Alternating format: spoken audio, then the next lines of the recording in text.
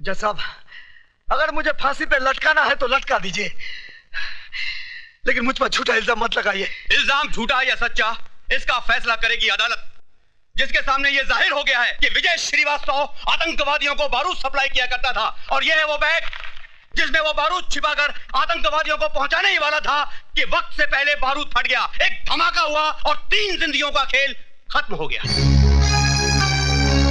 Milord, जिस तरह एक चोर का साथी भी चोर होता है, उसी तरह टेररिस्ट को बारूद सप्लाई करने वाला भी टेररिस्ट है, टेररिस्ट है, टेररिस्ट है।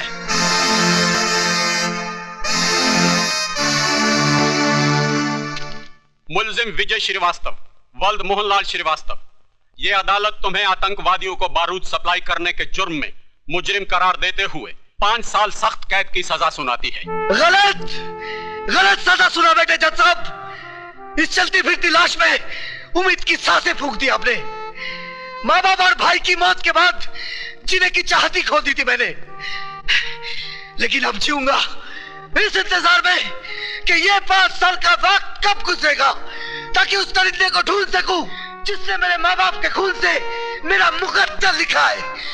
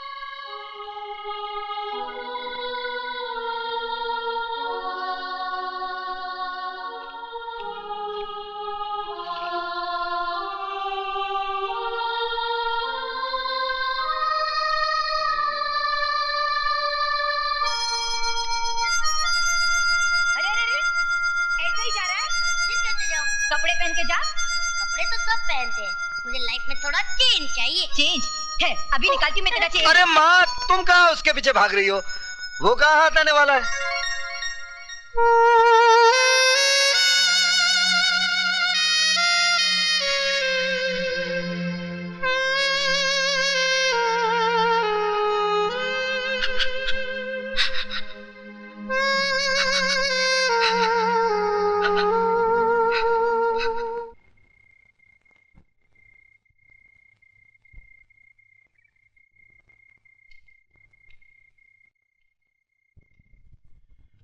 बेटी, वक्त ने तो तुम्हें एक सजा दे ही दी है, फिर तुम खुद को सजा क्यों देती रहती हो?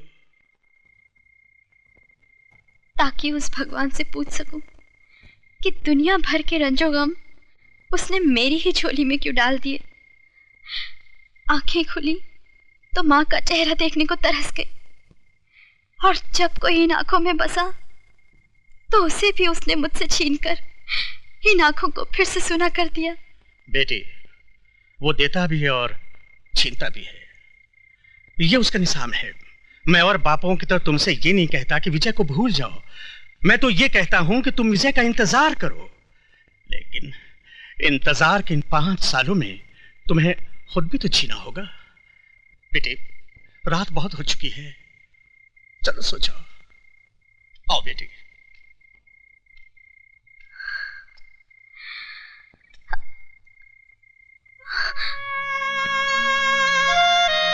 विजय,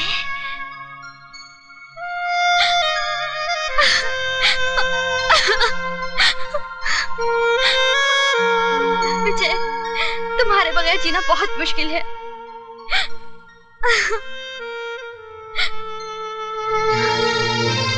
क्या तुम जेल से छूट गए? नहीं, छोड़ दिया जाऊंगा अगर कल के इम्तिहान में कामयाब हो गया तो। कैसा इम्तिहान? है एक इम्तिहान। मेरा इम्तिहान? अरे मेरा इम्तिहान क्यों लेंगे तुम्हारे डैडी? क्यों नहीं लेंगे? आखिर मैं उनकी इकलौती बेटी हूँ। जानना चाहेंगे कि जिस लड़की शादी मैं कर रही हूँ मुझे खुश रख पाएगा भी कि नहीं? मेरी शक्ल देख के वो पहचान जाएंगे। और नहीं तो क्या, पुलिस वाले हैं वो। जिनकी जिंदगी चोर उचक्कों को देखते देखते गुजरी हो, वो मेरे जैसे शरीफ आदमी को क्या पहचानेंगे? आप कितने शरीफ हैं मैं अच्छी तरह से जानती हूँ। क्यों? मैंने क्या किया? मेरी सहेली सोने के साथ कल कैंटीन में क्या कर रहे थे? हाँ, थोड़ा सा रोमांस। क्या? अरे वो कह रही थी दीपक आई लव यू। तो तुमने क्या कहा? तो मैंने भी वही कह दिया। तो फिर जाओ, यहाँ क्या कर रहे हो? अरे शर्मिला, आई लव यू। अरे मेरी बात तो सुनो। Go to hell! भांजे, ये तुम्हारे विजय साहब गाते बहुत अच्छा है, लेकिन बीच बीच में कहीं बेसुरे हो जाते हैं। हो सकता है इलेक्शन हारने के दर्द से दिल भर आया हो मामा जी। अच्छा अच्छा अच्छा अच्छा। विजय जी, आपने बचपन में संगीत मास्टर से ट्रेनिंग ली थी क्या? अरे कैसी बातें कर रहे हो मामा जी? क्यों? जिसको बचपन में माँ का प्यार न मिला हो, बाप की शक्ल न देखी हो, 2 वक्त की रोटी के लिए तरसता रहा हो, वो भला। समझ गया भांजे, मैं समझ गया कि क्या है कि मुंबई की लोकल ट्रेनों में गाते गाते भीख मांगते होंगे, तभी रियाज काफी अच्छा है। हाँ, गाते गाते गला सूख तो नहीं गया? क्या पियेंगे? विस्की, शैंपेन, ठर्रा? हाँ? नहीं, ठर्रा नहीं। मैं शराब नहीं पीता। अच्छा। पिएंगे भी कैसे? अपनी हार का कड़वा घूंट जो पी चुके हैं। चलिए कुछ खा ही लीजिए। बचपन में तो झूठी हड्डियां ही चाटने को मिली होगी। अरे मामा जी, हमने तो बाहर बोर्ड भी नहीं लगाया क्या? कि भिखारियों और कुत्तों को अंदर आना मना है। अरे खैर अब आ ही गए हैं तो शर्माना कैसा। Welcome welcome. कंस मामा, हाँ तुमने कहावत तो सुनी होगी क्या? कि कुत्ते भौंकते रहते हैं और मस्त हाथी चलता रहता है। माने मैं कुत्ता हूँ?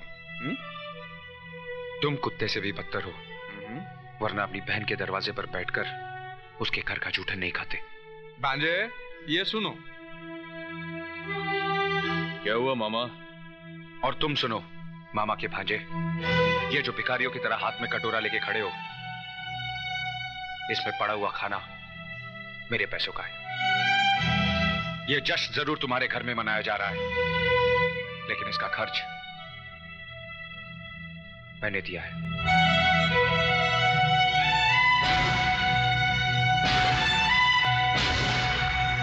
मैनेजर साहब,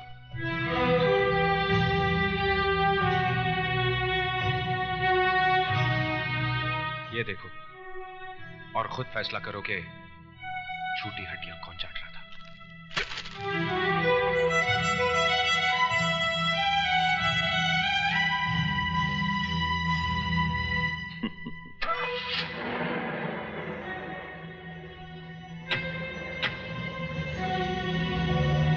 अरे ये विजय को चला गया।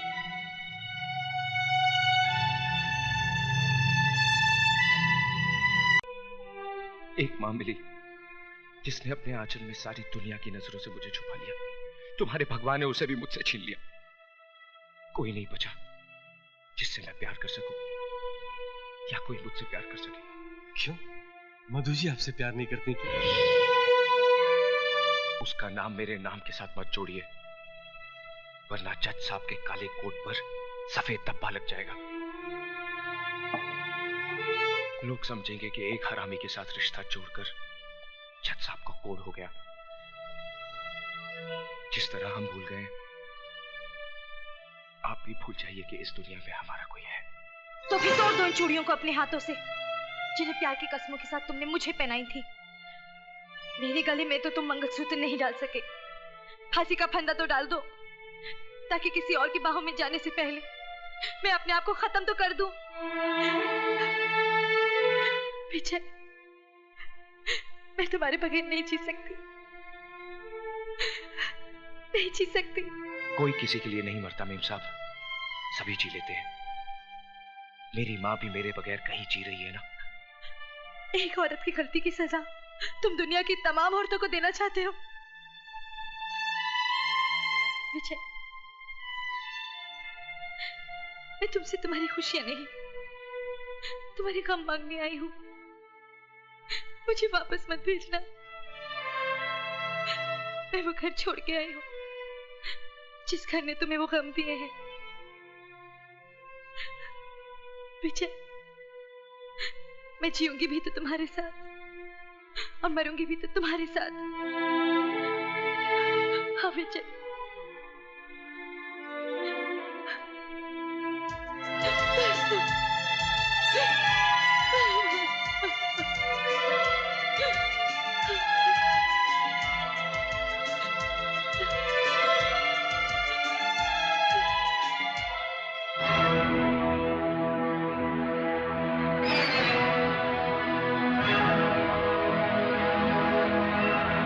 तुम अपने आप चलकर मेरे पास आती हो या मैं इस हरामी की लाश पर चलकर तुम्हारे पास आऊं? इस हरामी की लाश पर चलकर तुम्हारे पास आऊं?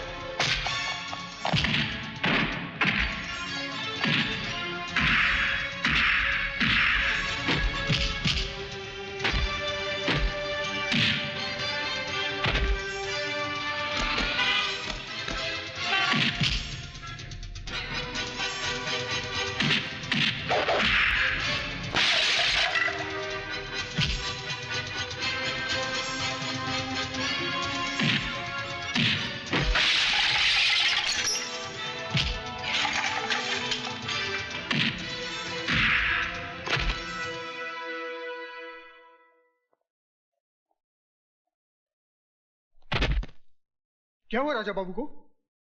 यह होश में आए तो इसे कह देना कि मैंने इसकी जिंदगी को मौत का लिबास इसलिए नहीं पहनाया क्योंकि इस घर में रहने वाले के बहुत से एहसान है मुझ पर। दोबारा अगर इसने मेरे बीते हुए कल में झांकने की कोशिश की तो इसे आने वाला कल देखना नसीब नहीं होगा।